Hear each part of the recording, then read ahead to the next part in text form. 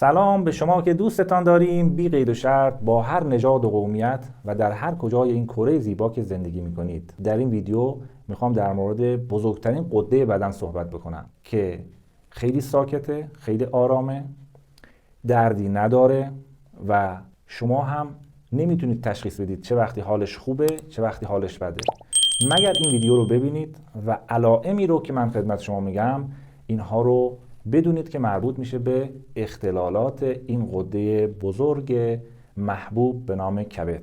این نشانه ها رو حتما بشناسید که بدونید چه وقت بایستی به کبد استراحت بدید و کبد نیاز به ریکاوری داره.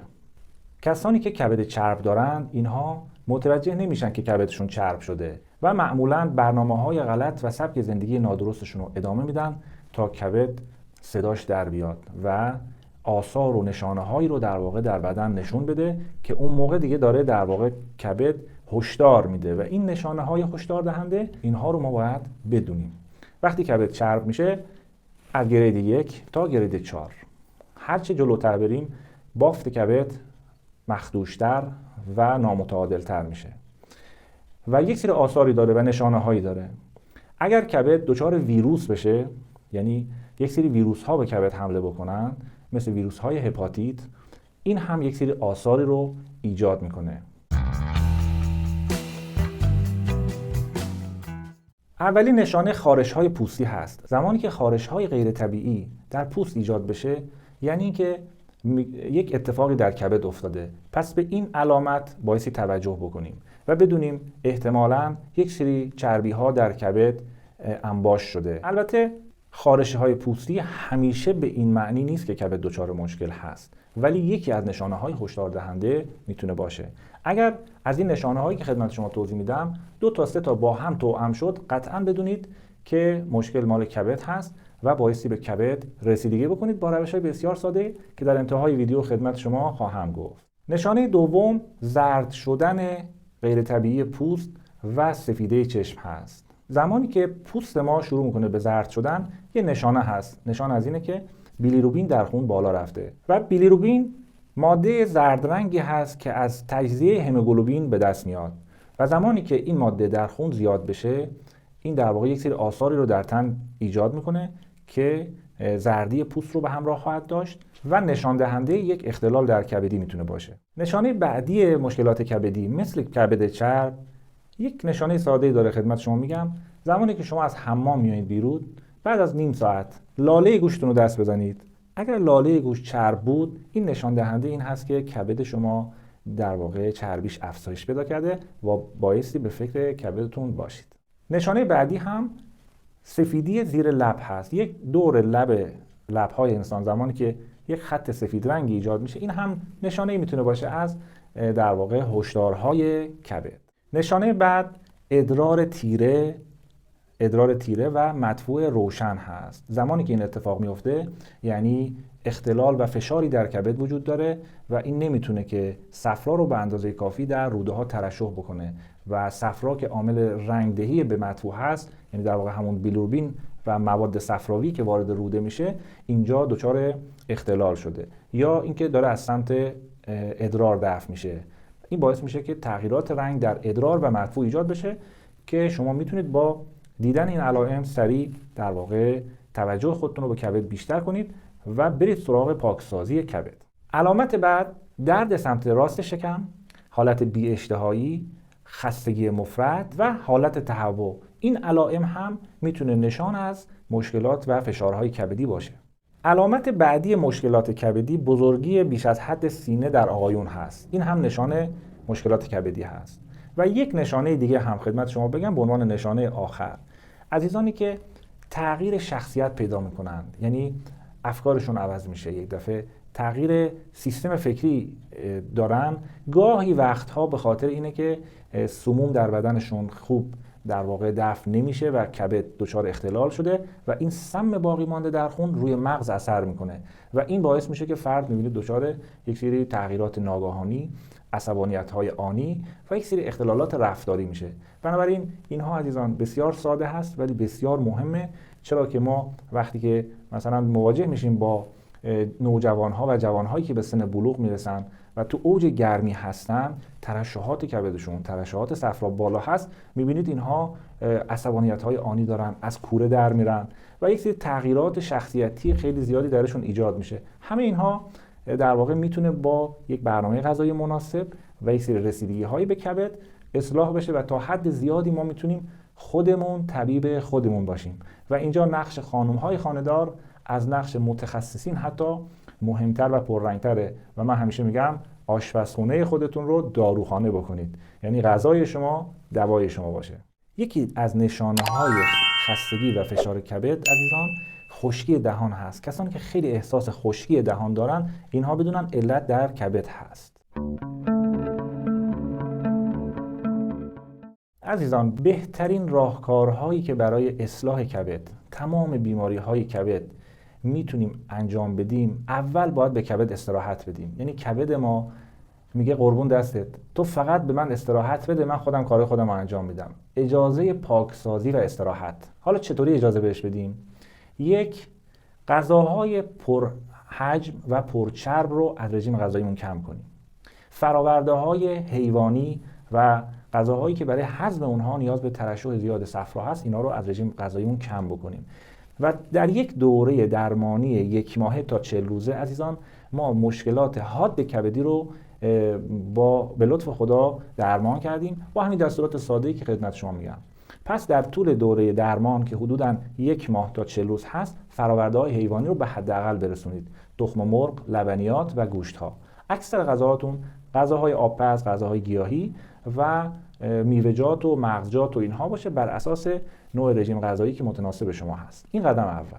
قدم دوم رعایت ممنوعات هست. غذاهای فست فودی، غذاهایی که کارخونجات در واقع تولید میکنن و بیشتر به فکر سود هستن و خیلی سلامت محور نیستن، مثل نوشابه ها، مثل دلسترها، مثل انواع رب‌ها، سس‌ها و غذاهایی که در واقع به کبد فشار میاره. اینها رو ما در ویدیوی ممنوعات کامل توضیح دادیم و میتونید مراجعه بفرمایید، به صورت مبسوط اونجا نگاه بکنید. خب حالا برای اصلاح کبد ما چی بخوریم؟ چون مردم دوست دارن یه چیزی بخورن، معمولا خوردن رو بر نخوردن ترجیح میدن. حتی برای لاغری میگن آی دکتر ما چی بخوریم لاغر شیم؟ میگم حتی برای لاغری هم میخوای چیزی بخوری؟ حالا بریم سراغ خوردنی ها. چی بخوریم؟ هر ماده غذایی و میوه‌جات و سبزیجاتی که قرمز رنگ هست عزیزان برای کبد خوبه. مثل انار، مثل زرشک، مثل تمشک، مثل شاهتوت. عزیزان تجربه بنده برای بیمار کبدی که آنزیمای کبدیش 5 برابر حد نرمال بود، من 3 روز گفتم 3 تا 5 روز فقط شاهتوت و آب و عسل خورد و هیچ ماده غذایی دیگه مصرف نکرد و آنزیمای کبدیش نصف شد ظرف مدت 3 روز. اینو یادم نمیره، مستنداتش هم هست. ما برای درمان بیماری‌های حاد کبد از شاهتوت استفاده می‌کنیم. واقعاً شاهداروی در واقع شاهتوت. یادتون باشه شاهتوت رو در فصلی که هست بگیرید، خشک بفرمایید یا بذارید فریز بشه و برای کسانی که نیاز دارن استفاده بکنید به عنوان یک داروی بسیار خوشمزه و بسیار عالی که این عالم هستی در اختیار ما قرار داده. میوه‌جات قرمزی مثل آلبالو، گیلاس، آلوی قرمز، انگور قرمز، اینها برای کبد فوق‌العاده است. و شما میتونید با هر کدوم از اینها که در دسترس داشتین اینها رو در برنامه غذاییتون قرار بدین، استفاده بفرمایید و مشکلات کبدیتون عزیزان با اینها برطرف میشه. ناگفته نمونه. یک موضوعی رو خیلی به ما اشاره میکنن، میگن که از کجا میگید علمی هست علمی نیست؟ آیا انار برای کبد خوبه، پاکسازی میکنه؟ این حرف شما آیا علمیه یا نه؟ ببینید عزیزان، زمانی که میگیم علمی هست یا نه، بعضیا علم رو صرفاً از کانال دانشگاه باید شنیده باشن. این دانشگاه‌های خصوصا خارجی، دانشگاه‌های معتبر دنیا، هاروارد، دانشگاه‌های مختلف، بله یکی از راه‌های شنیدن اخبار علمی اونا هست، ولی این به معنی نیست که علم فقط در دانشگاه هست. عزیزان گاهی وقتی یه پیرزن بی سواد یه روستایی یک مطلبی میگه که جون یه نفر رو نجات میده و بارها و بارها اینو تست کرده. آیا ما میتونیم بگیم این دارویی که این پیرزن داره میده علمی نیست چون دانشگاه تایید نکرده؟ آیا میتونیم بگیم که ابوعلی سینا مدرک تحصیلی نداشت و کسی تاییدش نکرده و مطالبش علمی نیست؟ کتاباش الان داره در بهترین دانشگاه‌های دنیا تدریس میشه. بنابراین ذهن خودمون رو آزاد بکنیم. ما هر چیزی که تعریف علم، هر چیزی که اثر اون رو ببینیم، هر چیزی که درش خطا نباشه، اینو میگیم علمی. حالا از هر منبعی بیاد، منبعش برای ما مهم هست ولی کافی نیست، خود نتیجه کار مهمه. وقتی که افراد یه دوره‌ای یه دارو رو استفاده میکنن، رب انار استفاده کرده، کبد چربش برطرف شده. یه ترکیب، یه شربت خدمت شما میگم تست کردیم بارها و بارها، شما هم تست بفرمایید، این شربت رو هر روز بنوشید، کبد چربتون برطرف میشه. سیروز کبدی داشتین برطرف شده. هپاتیت، تعداد بسیار زیادی بیماران هپاتیتی بودن با همین نسخه‌های ساده که خدمت شما میگم درمان شدن. رب انار یه قاشق، سرکه طبیعی خصوصا سرکه سیب یه قاشق و شیره انگور طبیعی اونم 2 قاشق، یا اینکه عسل میتونید اضافه کنید. اینو اضافه بکنید، با هم مخلوط کنید و مابقی لیوان رو آب بریزید. این یه شربتی هست که هم یه نوشیدنی خوشمزه میتونه باشه و این رو هم بایستی هر روز مصرف کنید. تمام اینهایی که گفتیم عزیزان دوره درمانش 1 ماه هست، یعنی شما باید 1 ماه هر روز مداومت داشته باشید. اینجوری نیست که یه روز 2 روز بخورید و بگید کافیه. یکی از ارکان سلامتی کبد آرامش ذهنه، آرامش اعصابه. این یک امر فانتزی نیست. من بیماران زیادی داشتم که اینها یه دوره‌ای دچار استرس های خاصی شده بودن، بلافاصله آنزیم های کبدشون افزایش پیدا کرده. آنزیم های SGOT، SGPT 2 تا آنزیم هستن که مرتبطن کاملا با اعصاب. زمانی که فرد دچار بیماری های عصبی، دچار استرس ها میشه، آنزیم ها میره بالا.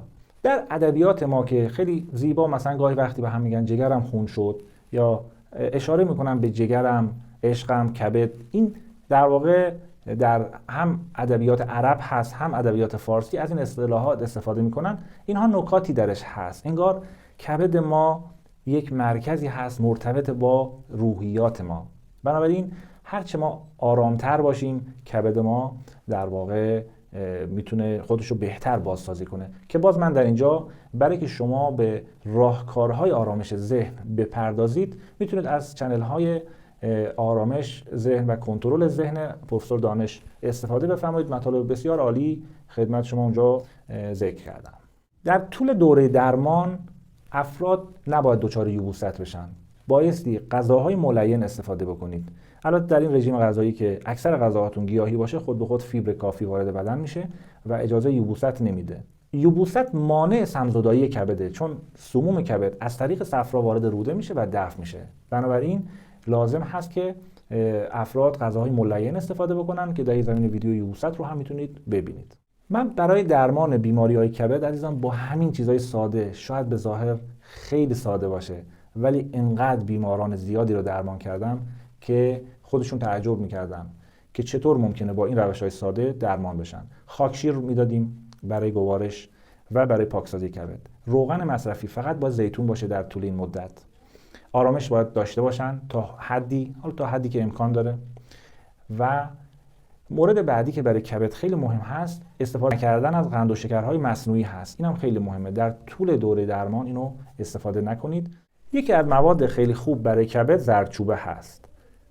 زردچوبه رو میتونید در واقع صبح به صبح نصف قاشق چای خوری در آب جوش بریزید و میل بکنید. این هم به دلیل کورکومینی که داره بسیار اثر خوبی داره بر روی کبد.